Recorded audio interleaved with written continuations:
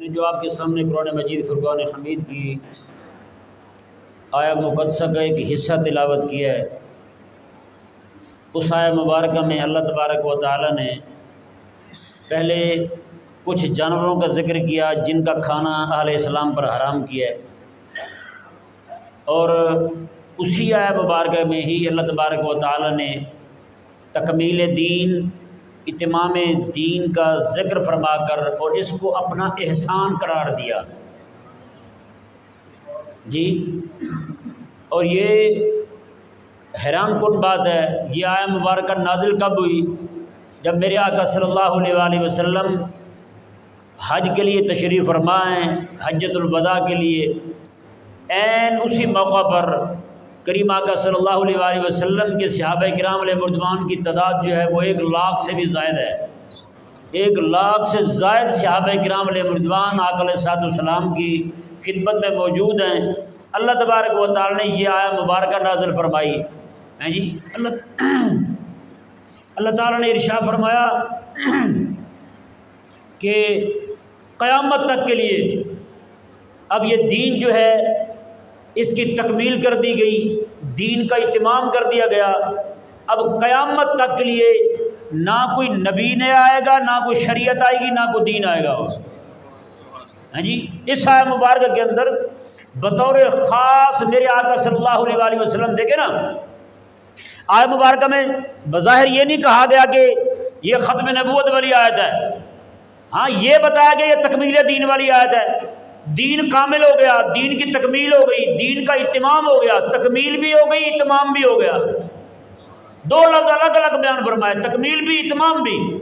یہ بیان کر کے مطلب کیا ہے، قیامت تک کے لیے اب دین یہی رہے گا، یہ دین لانے والے حضور ہیں، اس دین کے بعد کوئی اور دین نہیں آنا، تو اس دین کے لانے والے امام الانبیاء کے بعد کوئی نبی نہیں آنا ہے جی۔ اب غور کرنے والی بات یہ ہے، اسی آیہ مبارکہ میں ان جانوروں کا ذکر ہوا جن کا کھانا منع ہے، اور اسی آیہ مبارکہ میں ختم نبوت کا ذکر ہوا، تکمیل دین کا ذکر ہوا، اتمام دین کا ذکر ہوا، اتمام نعمت کا ذکر ہوا۔ یعنی اللہ تبارک و تعالی نے حضور کی ختم نبوت کو اتمام اپنی نعمت قرار دیا ہے، اپنی نعمت قرار دیا ہے۔ تو یہ بات غور کرنے والی ہے کہ آخر وہ جانور جن کا ذکر کیا گیا جن کا کھانا منع ہے، جن کا منع ہے وہ بھی آ گئے، اور جو حلال ہیں وہ بھی آ گئے، ان کا بھی استثناء ہوا تو بھی سمجھ آ گئے بھی یہ منع باقی جائز نہ کھانے۔ یعنی کہ جانوروں کے حلت اور حرمت کا حکم بھی، اور ساتھ جو ہے عقیدہ ختم نبوت بھی، عقیدہ تکمیل دین بھی، عقیدہ اتمام دین بھی، اور اللہ تبارک و تعالیٰ کی طرف سے یہ بیان کرنا بھی کہ تمہارے اوپر دین کا ختم ہونا، تمہیں آخری دین ملنا یہ بھی ہمارا انعام ہے، تمہیں آخری نبی ملنا یہ بھی ہمارا انعام ہے۔ یہ بات غور کرنے والی ہے نا، حضور کی ختم نبوت کا بیان ہو رہا ہے، عقیدہ تکمیل دین بیان ہو رہا ہے، اور 7 جانوروں کی حلت اور حرمت کا مسئلہ بیان ہو رہا ہے۔ سمجھ رہے ہیں میری بات کو آگے؟ اس کی وجہ کیا ہے؟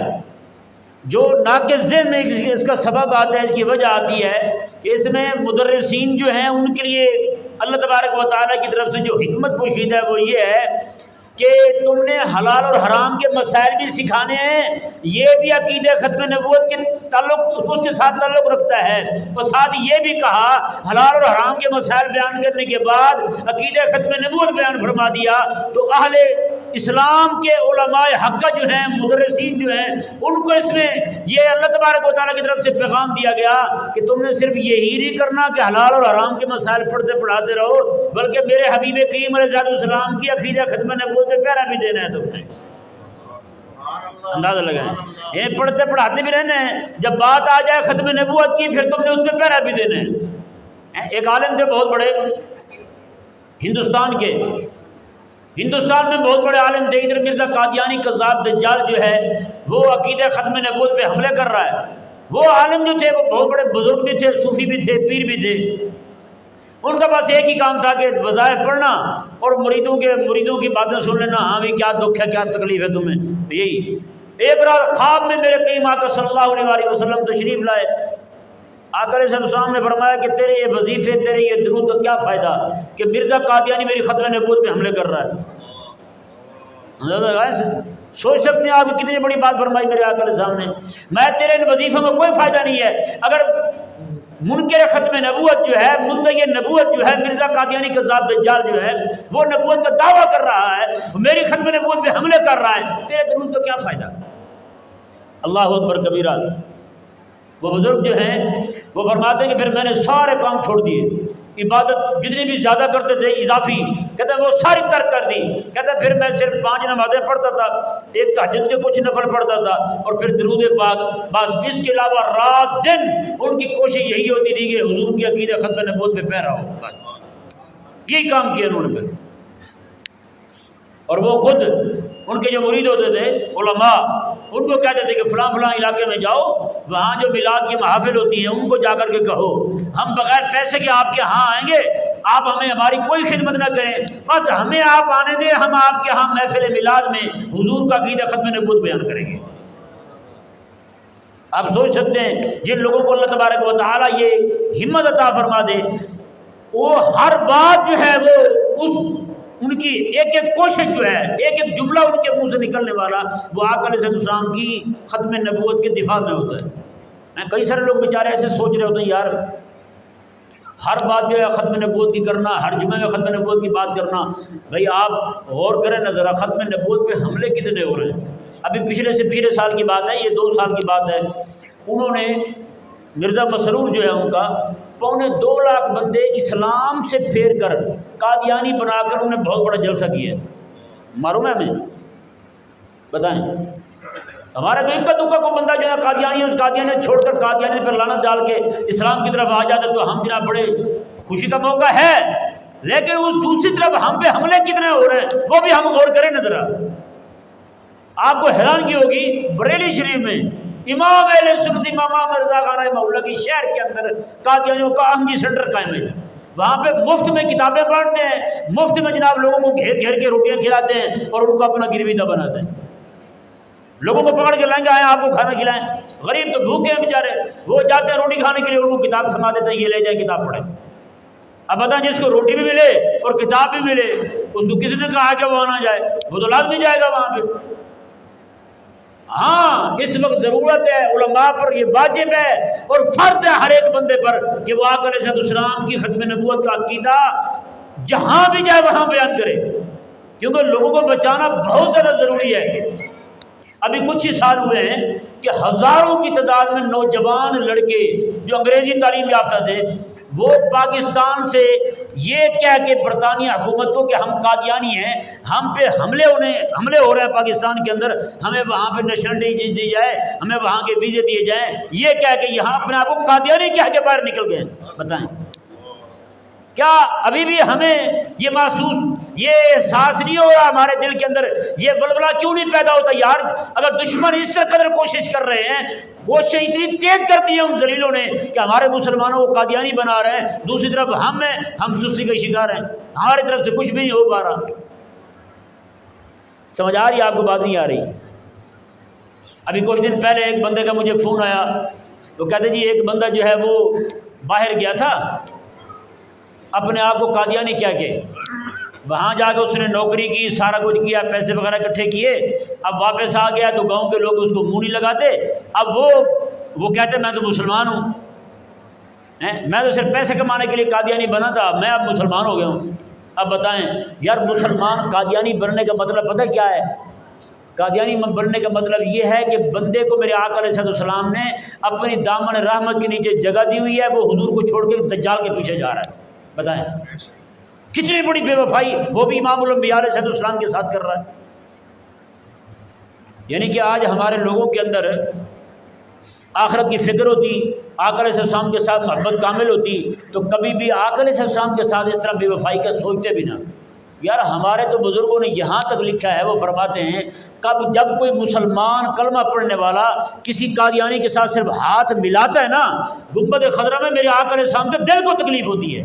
وہ میرا امتی ہو کے میرے دشمن کے ساتھ ہاتھ ملا رہا ہے تم. بتائیں جو صرف ہاتھ ملا ہے وہ آقا علیہ السلام کو تکلیف دے رہا ہے، تو جو بندہ جا کے ان کے ہاں روٹیاں کھائے، ان کی دعوتیں اڑائے، ان کو رشتے دے بھی، ان سے رشتے لے بھی اور ان کے لیے رات دن کوششیں بھی کرے، اس سے کیا بنے گا؟ بتائیں. اب میں آپ کو 1-2 باتیں سناتا ہوں. عقیدہ ختم نبوت پر پہرا دینے والوں پر رب تبارک و تعالیٰ کا انعام کیسے ہوا ہے۔ اسود انسی، اس نے صنعاء علاقہ تھا یمن کا، وہاں پہ اس نے نبوت کا دعویٰ کیا، اسود انسی نے میرے آقا علیہ السلام کے زمانے میں۔ اور حیران کن بات یہ ہے، میرے آقا علیہ السلام کے دنیا سے آقا علیہ السلام جب جانے لگے نا، آخری خبر جو آقا علیہ السلام کے پاس آئی ہے وہ مدعی نبوت اسود انسی کے قتل کی خوشخبری تھی۔ اسود انسی کے قتل کی خوشخبری ہے، آخری خبر آقا علیہ السلام کے پاس آ رہی ہے، اور حضرت یہ آقا علیہ السلام نے بطور وائی کے آقا علیہ السلام نے معلوم کر کے بتایا تھا صحابہ کو۔ اور حضرت ابوبکر صدیق رضی اللہ عنہ جب خلیفہ بن جاتے ہیں، آپ کے پاس جو سب سے پہلی خبر آتی ہے زمین سے، کسی طرف سے بھی جو پہلی خبر آتی ہے وہ وہی اسی اسود انسی کے قتل کی خبر لے کر کے آقا علیہ السلام کے غلام حضرت ابوبکر صدیق کے پاس آتے ہیں۔ حضرت ابو مسلم خولانی رضی اللہ تعالیٰ عنہ آپ کو طلب کیا اسود انسی نے۔ اسود انسی جو ہے، ہمیشہ یہ دیکھیں ظالم لوگ جو ہوتے ہیں نا، گھٹیا لوگ، ان کی کوشش ہوتی ہے کہ لوگوں کو کچھ چھوٹ دی جائے تاکہ لوگ جو ہے نا وہ ہمارے ارد گرد زیادہ سے زیادہ بڑھیں۔ اسود انسی جو ہے، اس نے جب نبوت کا دعویٰ کیا، نبوت کا دعویٰ کر کے لوگوں کو کہنے لگا دیکھو جی وہ مسلمان محمد رسول اللہ صلی اللہ علیہ وسلم جو ہیں وہ تو 5 نمازوں کہتے ہیں، جاؤ نمازیں معاف ہیں، نمازیں معاف، ایک نماز بھی نہیں پڑھنی تم نے، اور 2 چیزیں تم پر حلال کرتا ہوں، ایک زنا حلال ہے تم پر، دوسرا شراب حلال ہے۔ نفس پرست لوگ ہیں جی، من مانیاں کرنے والے لوگ سارے اس کے ارد گرد جمع ہونے لگ گئے ہیں جی، اس کے گرد جو ہے وہ ازدحام ہونے لگ گیا، لوگوں کا لشکر جو ہے وہ تیار ہو گیا اسود انسی کے ساتھ۔ جیسے آج موجودہ دور میں پتہ کیا ہوتا ہے، غامدی صاحب کو سنو گا آپ نے، حضرت اقدس کو ہیں جی، آپ پتہ کیا فرماتے ہیں؟ آپ فرماتے ہیں تراویح ہے ہی کوئی نہیں، تراویح کا اسلام میں نام ہی کوئی نہیں جی، چھٹی ہو گئی جی۔ اب جتنے بھی نفس پرست لوگ تھے، ایک لڑکا میرے پاس آیا کہنے لگا مولوی صاحب آپ نے تو پھنسایا ہوا تھا ہمیں، اور 20 بار 20 رکعتیں اوپر نیچے ہو کے اٹھ بیٹھ کے ہمارے تو گوڑے کی رہ گئے تھے، یہ تو اللہ تعالیٰ کا کرم ہوا، اللہ تعالیٰ نے غامدی صاحب کو سمجھ عطا فرمائی، انہوں نے بڑی ریسرچ کی ہے، انہوں نے کہا تراویح تو اسلام میں ہے ہی کوئی نہیں۔ بڑے مزے آ گئے ہمیں، میں نے اسے بتایا، میں نے اسے کہا یار ایک سکھڑی عورت تھی، سکھ ڈاکٹر تھا، عورت کے گردے میں درد تھی، وہ گئی جا کے ڈاکٹر کے پاس، اس نے کہا ایسا معاملہ ہے، گردے میں درد ہے مجھے۔ وہ ڈاکٹر سکھ، اس نے ہاتھ لگایا اس کے گردے کو، مشین وغیرہ لگائی، اس نے کہا بی بی تیرے تو گردے ہی کوئی نہیں، تو انہیں پریشان لگی پھرتی ہے۔ عورت مطمئن ہو گئی، اس نے کہا میرے بھی کوئی وہم کی بیماری لگ گئی ہے، مجھے تو کچھ، میرے گردے کو نہیں، مجھے درد کیسے ہو سکتا ہے؟ ابھی بتائیں اس کے کہنے سے کہ گردے کوئی نہیں، کیا خیال ہے اس کو درد ختم ہو جائے گا؟ اگر جیلمی نے کہہ دی، مرزا غامدی نے کہہ دیا ہے کہ جناب یہ تراویح کا وجود ہی کوئی اسلام میں، کیا خیال ہے تراویح اس کو معاف ہو جائے گی؟ کبھی معاف نہیں ہوگی۔ تو اس طرح کے لوگ جو ہے نا اپنے گرد نفس پرست طبقے کو، رب رسول کے نافرمان قسم کے لوگوں کو، یہ گناہوں میں ملوث ہوتے لوگ، ان کو اپنے گرد جمع کرنے کے لیے پھر ایسے فتوے چھوڑتے ہیں کہ جس سے لوگ جو ہے نا، ایسے لوگ ان کے گرد زیادہ سے زیادہ جمع ہوتے جائیں، نعوذ باللہ۔ اس نے بھی یہی کیا، اسود انسی ظالم نے، اس نے کہا کہ نماز بھی معاف ہے تم پر، اور اب 2 چیزیں حلال کرتا ہوں تم پر، ایک زنا حلال ہے اور دوسرا شراب پینی حلال ہے۔ لوگ جو تھے نفس پرست، انہوں نے کہا واہ کیا زبردست دین ہے، ہیں کیا بات ہے، قربان جائیں جی، زبردست۔ لوگ سارے اس کے قریب ہونے لگ گئے، اللہ اکبر کبیرہ۔ اب حضرت ابو مسلم خولانی رضی اللہ تعالیٰ عنہ کو بلایا گیا اس کے دربار میں، آپ تشریف لاتے ہیں۔ اس نے کہا ہاں جی یہ بتائیں مجھے میں کون ہوں، مجھے مانتے ہو میں نبی ہوں اللہ کا؟ اللہ اکبر۔ حضرت ابو مسلم خولانی رضی اللہ تعالیٰ عنہ فرمانے لگے مجھے سنائی نہیں دیتا تو کیا کہہ رہا ہے، مجھے سنتا نہیں ہے تو کیا کہہ رہا ہے؟ اس نے کہا اچھا یہ بتا کہ رسول اللہ علیہ وسلم محمد صلی اللہ علیہ وسلم کے بارے میں کیا کہتا ہے؟ حضرت ابو مسلم خولانی رضی اللہ تعالیٰ عنہ کہنے لگے وہ تو اللہ تعالیٰ کے محبوب بھی ہیں، اللہ تعالیٰ کے آخری نبی بھی ہیں۔ اس نے کہا اس کا مطلب اب سننے لگ گیا تو؟ پھر حضرت سیدنا ابو مسلم خولانی رضی اللہ تعالیٰ عنہ کہنے لگا ہاں بتا میرے بارے میں کیا کہتے تم؟ انہوں نے فرمایا کہ مجھے سن ہی نہیں رہا، کیا کہہ رہے تھے؟ اللہ اکبر، کیا نظریہ ایک عاشق کا یار، کہا کہ میرے حبیب کے خلاف بات آئے ہمیں تو سنائی نہیں دیتی۔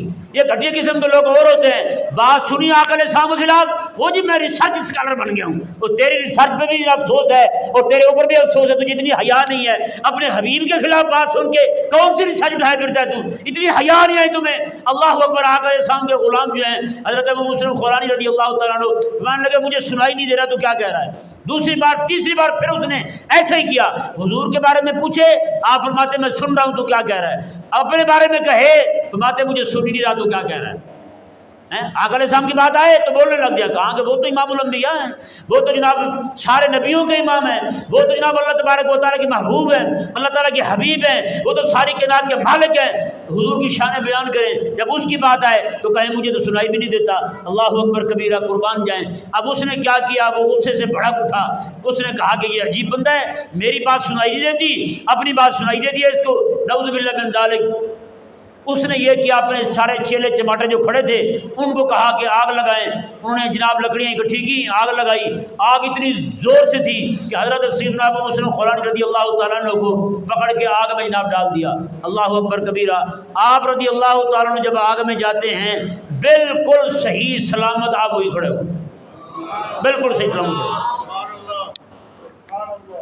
اب آپ کو پتہ ہے آپ رضی اللہ تعالیٰ عنہ پر جب آگ نے اثر نہ کیا، یہاں پہ ایک بات بڑی قابل غور ہے، آپ کو تو چلو شان اتنا اونچا تھا کہ حضور کی ختم نبوت پر پہرا دینے کے لیے آپ آئے تھے، تو اللہ تبارک و تعالیٰ نے آپ کو یہ انعام عطا فرمایا کہ آگ جو ہے وہ ٹھنڈی ہو گئی، آگ نے آپ پر اثر نہ کیا، آپ کے کپڑے بھی نہیں جلے،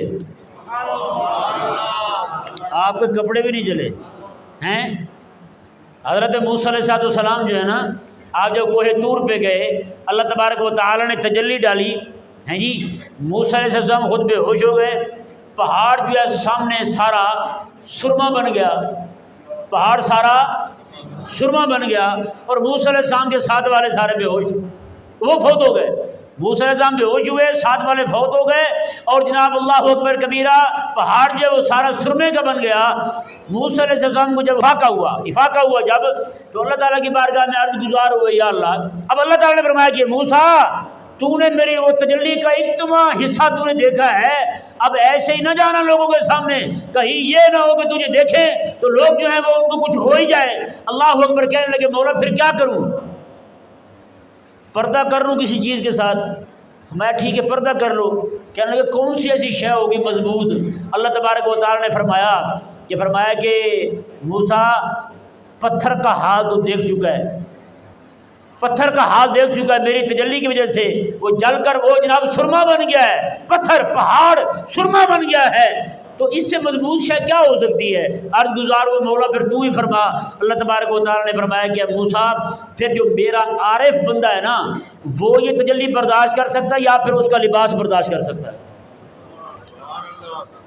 پہاڑ سرما بن گیا، موسیٰ علیہ السلام کے کپڑوں کو کچھ بھی نہیں ہوا،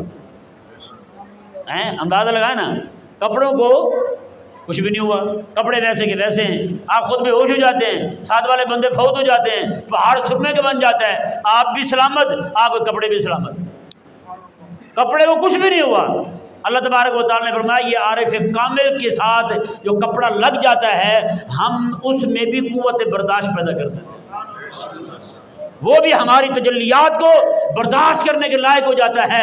اللہ اکبر، اللہ تبارک و تعالیٰ نے فرمایا کہ اب اس طرح کرو، اپنا کپڑا جی وہ امامے کا شملہ ہو یا جو بھی کپڑا ہو، اس کپڑے ہو یا چادر آپ کے پاس ہو، میں اس کو اپنے چہرے پر رکھو، اس طرح کر کے نقاب کر کے اپنی قوم میں جانا ہے۔ پھر حضرت موسیٰ علیہ السلام اس طرح گئے تو قربان جائے حضرت ابو مسلم خولانی رضی اللہ تعالیٰ عنہ پر، آپ جب آگ میں جاتے ہیں آپ تو سلامت ہیں ہی ہیں، آپ کے کپڑے بھی سلامت ہیں، آپ کے کپڑے بھی سلامت ہیں۔ دشمن دشمنی پہ اترا ہوا ہے، دشمن بدماشی پہ اترا ہوا ہے، آپ آگ میں کھڑے ہوئے ہیں، آگ میں کھڑے ہو کے میرے رب تبارک و تعالی نے آپ پر اتنا فضل اور کرم فرمایا، فرمایا کہ ابو مسلم میرے حبیب کی ختم نبوت پہ تو نے دیا ہے پہرا، تیری بھی حفاظت کروں گا، تیرے جسم کے ساتھ لگے ہوئے کپڑے کی بھی حفاظت کروں گا۔ یہاں پہ کسی کو آگ لگے سب سے پہلے کپڑے جلتے ہیں، ہوتا ہی نہیں ہوتا، لیکن قربان جائیں آپ بھی سلامت ہیں، آپ کے کپڑے بھی سلامت ہیں۔ یعنی یہاں پہ اگر غور کیا جائے ایک بات اور ہے، فرمایا کہ حضور کے ختم نبوت پہ پہرا دے رہے تھے، آگ کو بھی شرم آ گئی کہ ان کے کپڑے نہ جلاؤں، کہیں ان کا جسم ننگا نہ ہو جائے، کہیں یہ بے لباس نہ ہو جائیں، ان کے جسم پہ کافروں کی نگاہ نہ پڑ جائے۔ بتائیں یار، آگ حیا کرے، نبی کی ختم نبوت کا پہرے دار ہے، اس کا جسم لوگ نہ دیکھیں۔ آج جتنے بھی لوگ علماء حق کو بدنام کرتے پھرتے ہیں، ان دلیلوں کو کیا مقام ہوگا پھر؟ آگ حیا کر گئی، یہ نبی کی ختم نبوت کا پہرے دار ہے۔ آج ختم نبوت کے پہرے داروں کو جناب ذلیل کیا جا رہا ہے، ان کو بدنام کیا جا رہا ہے، جگہ جگہ ان کے لیے جناب آزمائشوں کا ڈھیر لگا ہوا ہے، تو ان کا کیا بنے گا یار؟ اللہ اکبر کبیرہ۔ اب ان کو سامنا ہوا خفت کا، ضلالت کا، تو وہ سارے اس کے وزیر مشیر چیلے چماٹے اسود انسی کو مشورہ دینے لگے، اس طرح کرو جلدی جلدی اس کو یہاں سے نکال کے آگ سے، ملک سے نکال دو۔ کیوں؟ جب تک یہ رہے گا تیرے اوپر لعنتیں بھیجتے رہیں گے، نبی آخر الزمان کے لوگ کلمہ پڑھنے والے پڑھتے رہیں گے۔ ذرا طریقہ یہی ہے، اس کو غائب کر یہاں سے بس۔ اللہ اکبر۔ انہوں نے کہا کہ نکال کے اس کو بھگا دو، ان کو یہاں رہ ہی نہ۔ حضرت ابو مسلم خولانی رضی اللہ تعالیٰ عنہ اپنی اونگلی پکڑتے ہیں، صنعاء یمن سے سیدھے مدینے آ جاتے ہیں، سیدھے مدینے آتے ہیں۔ مدینہ منورہ میں جب پہنچتے ہیں، وہاں آ کر کے اللہ اکبر کبیرہ مسجد نبی شریف کے باہر اپنی اونٹنی کو بٹھاتے ہیں، مسجد میں جا کر کے نماز پڑھتے ہیں۔ نماز پڑھ ہی رہے ہوتے ہیں کہ حضرت عمر رضی اللہ تعالیٰ عنہ آتے ہیں، پاس بیٹھ جاتے ہیں۔ آگے حضرت عمر رضی اللہ عنہ فرماتے ہیں کہ یار کہاں سے آئے ہو؟ انہوں نے کہا یمن سے۔ فرمایا یار ہمارا ایک ساتھی ہے جس کو آگ میں ڈالا گیا تھا، ہیں جی؟ تو ساتھی میں کہ آپ کا نام کیا ہے؟ انہوں نے کہا عبداللہ۔ میں عبداللہ تو سارے ہیں، میں بھی عبداللہ ہی ہوں، تو بتا تو کون ہے؟ انہوں نے پھر بتایا، میں تجھے قسم دیتا ہوں تو وہی تو نہیں ہے۔ حضرت عمر رضی اللہ عنہ کی نگاہ بصیرت پر سبحان اللہ پہچان گئے کہ یہ وہی ہے۔ میں صحیح بتا تو وہی ہے نا؟ انہوں نے کہا جی وہی ہوں میں۔ اللہ اکبر کبیرہ۔ حضرت عمر رضی اللہ تعالیٰ عنہ رونے لگ گئے ان کو دیکھ کے، ان کا ہاتھ پکڑا۔ مجلس لگی تھی حضور کے صحابہ کی، وہاں حضرت ابوبکر صدیق بھی بیٹھے ہوئے ہیں، وہاں گئے، وہاں جا کر بیٹھے۔ حضرت سیدنا ابوبکر صدیق رضی اللہ تعالیٰ عنہ کے سامنے کھڑے ہو کے حضرت عمر رضی اللہ تعالیٰ عنہ نے کہا، میں اگر کھڑا ہو کے ذرا پورا قصہ سناؤ نا ہمیں۔ حضرت عمر رضی اللہ عنہ فرمانے لگے، میں نے رب کی بارگاہ میں دعا کی تھی، مولا تب تک مجھے موت نہ آئے جب تک تیرے نبی کے ختم نبوت کے پہرے دار کی میں زیارت نہ کر لوں۔ آج اللہ لے آئے تجھے میرے پاس، آج اللہ لے آئے تجھے میرے پاس، ہیں جی؟ حضرت ابو مسلم خولانی رضی اللہ عنہ کھڑے ہوئے، آپ نے پھر پورا قصہ سنایا۔ حضرت ابوبکر صدیق رضی اللہ تعالیٰ عنہ سن بھی رہے ہیں، ساتھ رو بھی رہے ہیں۔ حضرت ابو مسلم خولانی بیٹھے، حضرت ابوبکر صدیق رضی اللہ عنہ فرمانے لگے، یار میرے لیے دعا تو کرو، میرے لیے دعا تو کرو، اللہ تبارک و تعالیٰ میری بخشش فرما دے۔ حضرت ابو مسلم خولانی رضی اللہ عنہ کہنے لگے، حضرت میں تو اسلام بعد میں لایا ہوں، آپ تو پھر آقا علیہ السلام کے بڑے قریبی ہیں، میں وہ ٹھیک ہے جو شان اللہ نے تجھے دی ہے وہ کسی کو نہیں عطا فرمائی ہیں، تیرا تو آگ بھی حیا کرتی ہے، تو آج دعا کر۔ اللہ اکبر کبیرہ۔ پھر حضرت ابو مسلم خولانی رضی اللہ تعالیٰ عنہ نے ہاتھ اٹھا دیے ان کے لیے دعا کرنے کے لیے۔ پھر کیا ہوا جی؟ حضرت ابو مسلم خولانی رضی اللہ تعالیٰ عنہ کو اللہ نے مستجاب الدعوات بنا دیا۔ چھوٹے چھوٹے بچے باقی بھی دعائیں کرواتے تھے۔ میں ایک چھوٹی سی بات بتا رہا ہوں آپ کو، آپ رضی اللہ عنہ کے پاس آتے بچے، چھوٹے چھوٹے بچے آگے کہتے چاچو وہ ہرن جا رہا ہے نا، آپ دعا کریں اللہ تعالیٰ روک دے اس کو ہمارے لیے ہیں۔ حضرت ابو مسلم خولانی رضی اللہ تعالیٰ عنہ جو ہیں بس دیکھتے ہوئے جا رہا ہے، ہاتھ اٹھاتے ہی مولا اس کو روک دے، بچے ہیں چھوٹے خوش ہو جائیں گے ہیں۔ اللہ تبارک و تعالیٰ بھی روک دیتا، وہ ہرن جو آگے پاؤں نہ اٹھا پاتا وہیں ٹھہر جاتا، بچے جاتے اس کو پکڑ لیتے۔ یعنی ایسا اللہ تبارک و تعالیٰ نے اس کو مستجاب الدعوات فرمایا تھا۔ حضور کی ختم نبوت پر پہرے کا سامان کیسا اللہ تبارک و تعالیٰ نے عطا فرمایا، کیسا اجر اللہ تبارک و تعالیٰ نے عطا فرمایا کہ وہ جو بھی دعا کرتے ہیں۔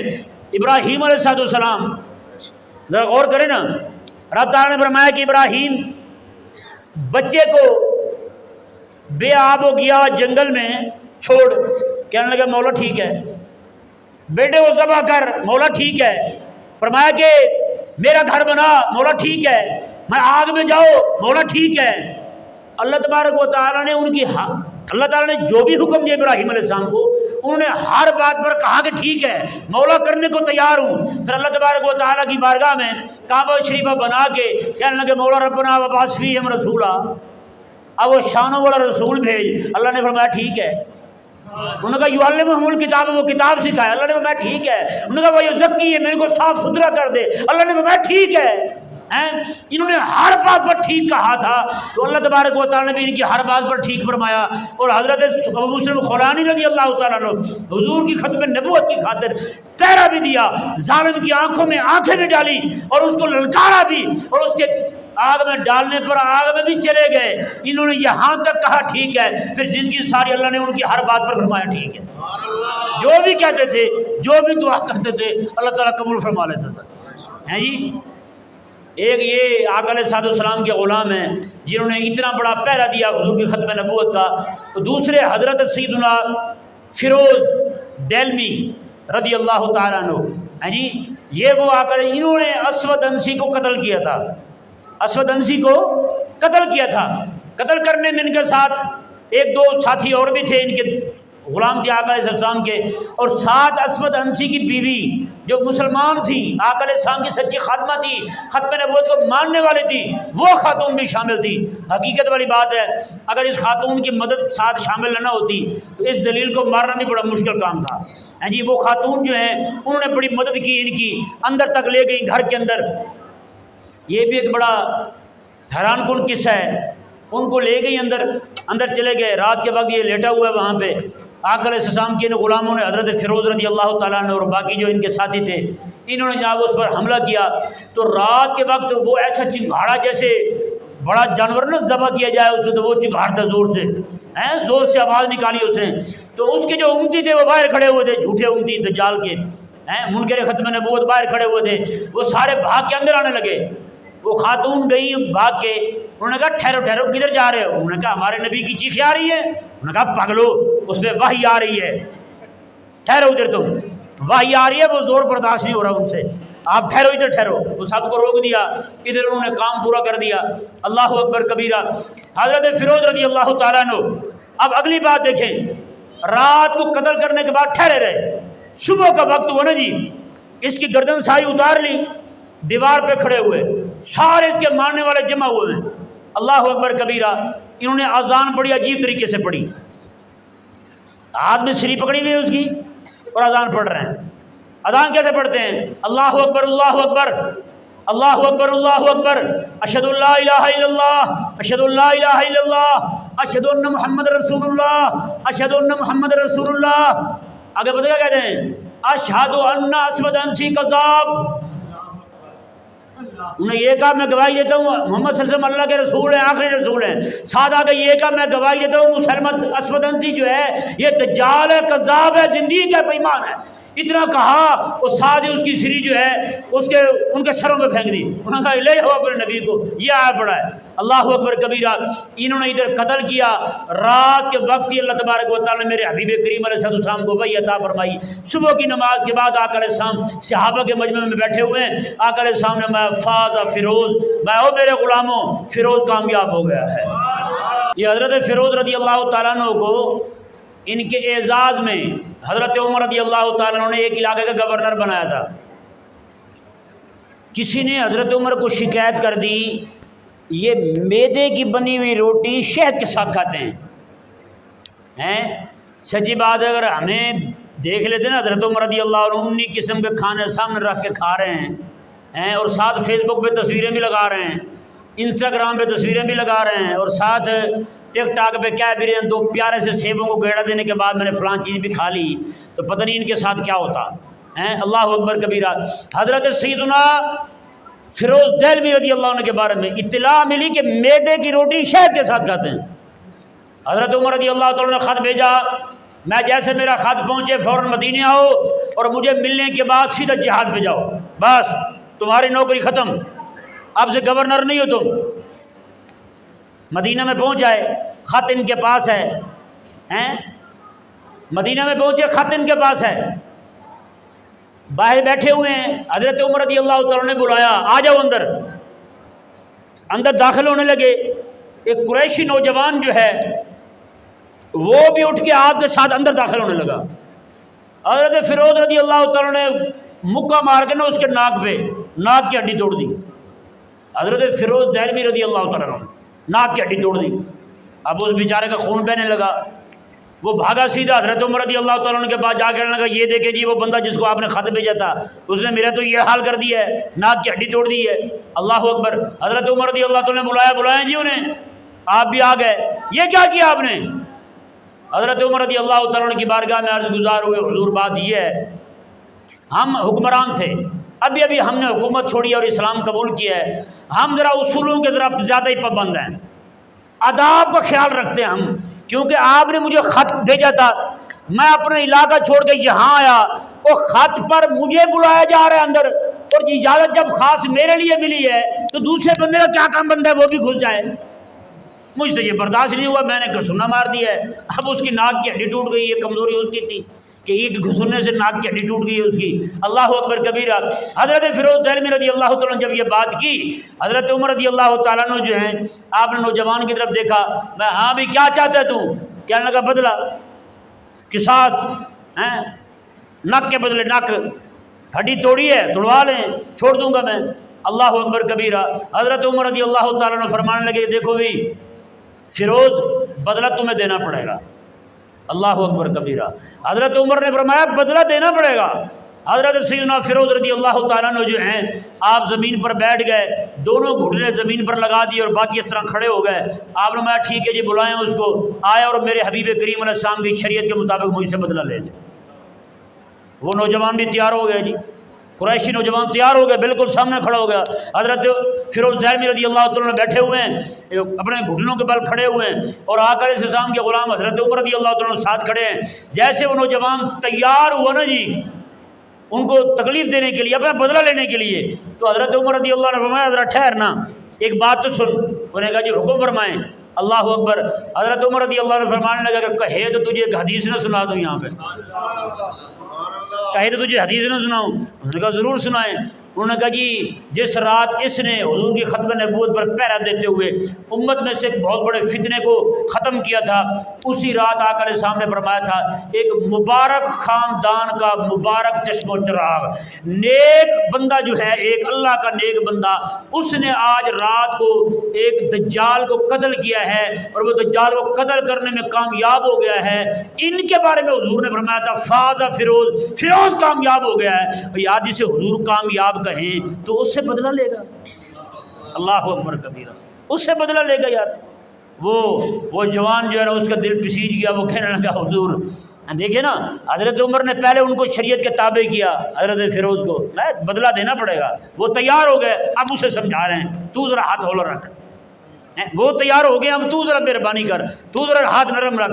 حضرت فیروز رضی اللہ تعالیٰ عنہ جو ہے وہ وہیں پہ کھڑے ہوئے ہیں۔ وہ نوجوان جو ہے اس نے ہاتھ پیچھے کر لیے، اس نے کہا حضرت آپ نے بات ہی ایسی سنائی ہے، اب میرا دل نہیں مانتا ان سے بدلہ لینے، میں بدلہ نہیں لیتا ان سے۔ اللہ اکبر کبیرہ۔